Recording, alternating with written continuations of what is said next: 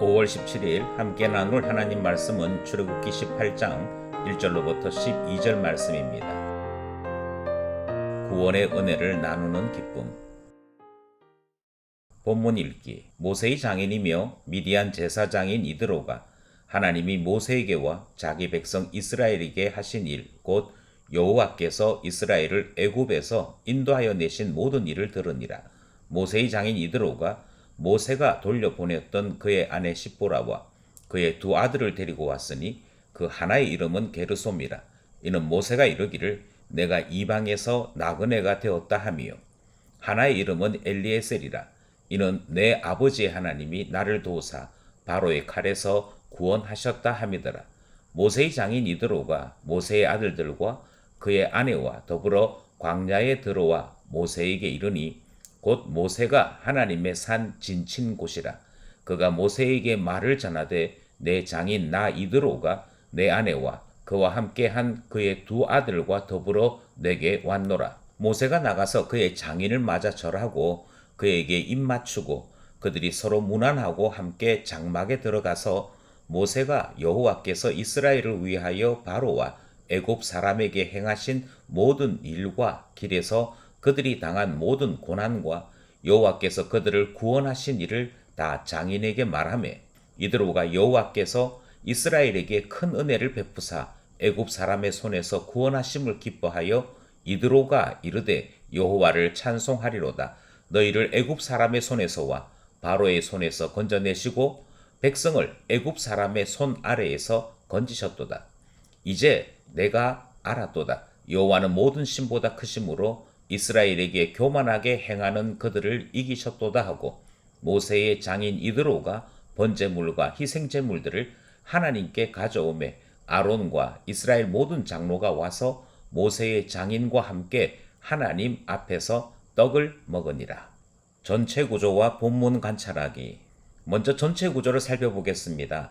17장 8절로부터 하나님께서 적으로 명명하신 아멜렉과의 전투 장면이 기록되어 있습니다.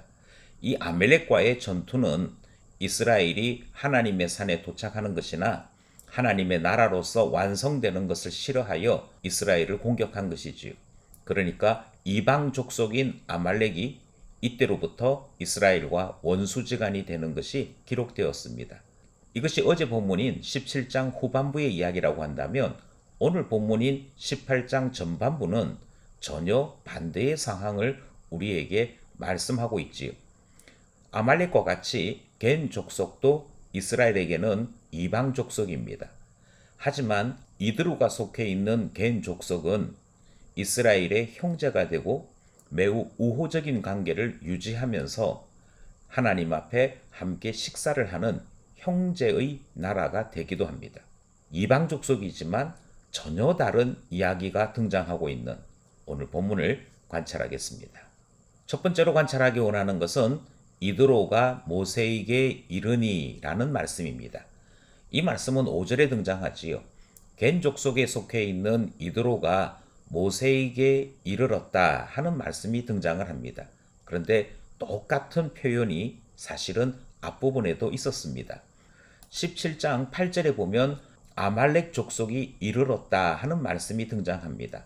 그러니까 이드로냐 아말렉이냐 하는 것만 다르고 다 똑같이 모세 앞에 이르렀다 하는 표현이 등장하지요. 이것을 두고 병행구절이라고 이야기합니다. 같은 상황, 같은 처지에 놓여 있는 것입니다. 그럼에도 불구하고 같은 이방 족속이지만 아말렉은 이스라엘을 대적함으로 하나님과 이스라엘의 원수가 됩니다. 그런가 하면 하나님은 이스라엘을 돕는 자로서 이드로를 보내시고 겐 족속을 가까이에 붙여두시는 것을 확인할 수 있습니다. 하나님은 이드로를 보내시고 때를 따라 이방 족속도 도움의 손길로 보내시는 것, 말씀을 통해 관찰했습니다. 두 번째로 우리가 관찰하기 원하는 것은 모세의 두 아들과 그 이름입니다. 모세에게 두 아들이 있었다라고 오늘 본문이 소개하지요. 그리고 첫째 아들의 이름은 게르솜입니다. 게르솜이라고 하는 이 아들은 광야 생활을 하면서 그때 낳았던 아들입니다. 반면에 둘째 아들 엘리에셀은 장인에게 아내와 두 아들을 부탁했다가 시내산에서 다시 상봉하게 되고 그때 이름 붙여진 아들의 이름이 엘리에셀입니다. 그러니까 자기를 찾아온 장인에게 모세는 그간의 이야기를 전했던 것이고 그간의 이야기를 전하면서 자기가 경험한 하나님을 아들의 이름으로 삼아 정했던 것이지요.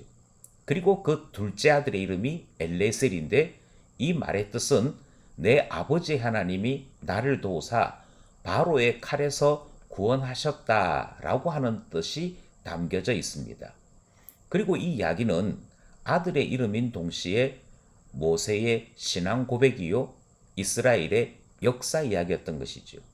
이 이야기를 다 듣고 난 다음에 이드로는 내가 이제 하나님을 알게 되었다라고 이야기하고 여호와 하나님이 모든 신들보다 크신 하나님이라 찬송하는 내용이 등장합니다. 모세의 길고 긴 인생 이야기가 두 아들의 이름을 통해 나타나는 것이죠. 두 아들의 이름은 게르손과 엘리에셀이었습니다. 마지막 세 번째로 우리가 관찰하기 원하는 것은 이드로가 재물을 가지고 왔고 그리고 함께 떡을 먹었다 하는 마지막 부분의 말씀입니다. 이드로는 모세의 간증을 들었고 모세를 통해 하나님을 알게 되었다라고 고백했지요. 그리고 난 다음에 그는 하나님 앞에 번제물과 희생제물을 가지고 옵니다. 여기서 하나 주목할 것은 이드로가 나타난 것은 아말렉 전투 다음이 아닙니다. 조금 더 정확하게 말씀드리면 시내산에 도착을 해서 그곳에서 율법을 받고 율법을 따라 성막이 세워지고 난 이후에 이드로가 도착을 했던 것이지요. 그것을 어떻게 알 수 있느냐 하면 본문에서 이들이 시내산에 있었다 하는 내용도 등장을 하고 번제물과 희생제물을 가지고 왔다라고 하는 말씀이 등장하는데 이는 성막이 세워지고 번제단이 있어야만 가능했던 것이지요. 결국 시내산 예배 사건 이후에 이드로가 도착했음을 우리에게 말하고 있습니다. 그럼에도 불구하고 왜 이 본문이 여기에 있느냐 하면 앞서 말씀드렸던 것처럼 아말렉과 다른 이방 족속임을 우리에게 알려주기 위해서이지요. 아말렉과 어떻게 달랐느냐? 이드로의 직업이 무엇이었던지를 생각해 보면 금방 알 수 있습니다. 그는 미디안 족속의 제사장이었습니다. 그가 섬겼던 신이 있었고 그가 그것을 통해 직업으로 삼고 살아왔던 사람이었습니다. 하지만 모세의 이야기를 통해 참되신 하나님을 알게 되었고 그가 하나님 앞에 번제물과 희생제물을 드림으로 예배자로 바뀐 모습을 우리는 확인할 수 있는 것이죠. 예배자로 바뀌었더니 모세와 이스라엘의 장로들이 그를 맞이해 주었으며 하나님 앞에서 함께 식사의 교제를 나눔으로 이스라엘 사람 또는 이스라엘의 친구로 이드로의 신분이 바뀌어지는 것을 우리는 본문을 통해 관찰하게 되는 것입니다. 여기까지 본문 관찰이었습니다. 본문 이해와 해석하기. 관찰한 것을 통해서 주님의 뜻이 무엇인지 해석하고자 합니다. 먼저 우리가 첫 번째로 관찰했던 것은 이드로가 모세에게 이르렀다 하는 내용이었지요. 모세에게 이르렀던 두 종류의 사람을 확인할 수 있습니다. 하나는 아말렉이고 하나는 이드로였습니다. 그런데 하나는 이스라엘과 원수가 되었고 하나는 이스라엘을 돕는 형제이며 동시에 같은 하나님 가족이 되지요. 이렇게 되어지는 이유는 이스라엘을 중심으로 이스라엘과 가까운지 반대하는지에 따라 달라졌던 것입니다. 이드로는 모세의 이야기를 다 듣고 난 다음에 하나님께서 이스라엘과 함께 하신다. 이스라엘을 해하는 자, 반대하는 자를 하나님이 벌하신다 라고 이야기하므로 세상의 중심이 이스라엘을 기준으로 나누어지고 있음을 설명하고 있습니다. 예수님께서 나와 함께하지 아니하는 자는 나를 반대하는 자라 말씀하시지요. 예수님께서 나와 함께 라고 말씀하심으로 기준이 예수 그리스도이심을 알려주셨습니다. 이스라엘을 기준으로 세계가 나누어지듯이 우리 모두가 예수님을 중심으로 나누어지는 것임을 우리는 말씀을 통해 깨닫게 되는 것이지요. 모든 세상의 기준 예수 그리스도이십니다. 둘째로 우리는 모세의 두 아들 이름을 관찰했습니다. 게르솜이었고 이후에 엘리에셀이었지요. 우리는 이 본문의 말씀을 통해 하나님을 경험하고 고백하는 것이 곧 전도인 것을 깨닫게 됩니다. 장인 이드로에게 모세는 그동안 하나님께서 어떤 일을 행하셨는지, 하나님과 함께한 삶이 어떤 것이었는지를 전달합니다. 하나님을 경험한 이야기가 전달된 것이지요. 이렇게 하나님을 경험하고 하나님에 대한 고백의 이야기가 이드로에게 전달되었더니 이드로는 하나님을 알게 되었다라고 말하는 내용이 등장합니다. 전도된 것이지요. 그런데 곰곰이 되돌아보면 전도는 교회 오셔야 합니다. 예배에 참석하셔야 됩니다. 라고 하는 권유의 이야기가 아니었습니다. 오히려 모세가 행한 전도는 하나님을 경험한 그 생생한 고백, 하나님과 함께 했을 때 달라진 자기 자신의 이야기를 전달함으로 하나님을 전했던 것이지요. 그러므로 하나님을 고백하고 하나님을 경험하는 것이 참된 전도임을 깨닫게 되는 것입니다.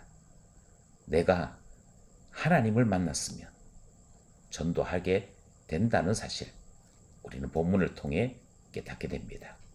세 번째로 하나님 앞에 예배드리는 이드로를 관찰해 드렸습니다. 신앙을 고백했던 이드로가 자기 자신의 족속과 전혀 상관없이, 자기의 이전 직업과 전혀 상관없이 하나님 앞에 예배자로 서는 것을 보지요. 그가 번제 예물을 드리고 화목 예물을 드립니다.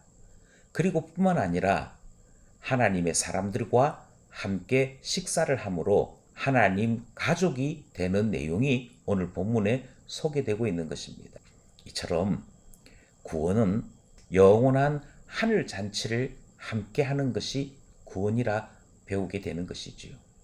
하나님의 잔치에 하나님을 중심으로 함께 먹고 마시는 사람이 됨, 하나님의 가족이 됨, 하나님의 식구가 됨, 이것이 하나님을 믿는 자의 놀라운 은혜요 구원임을 깨닫게 되는 오늘 본문 말씀이었습니다.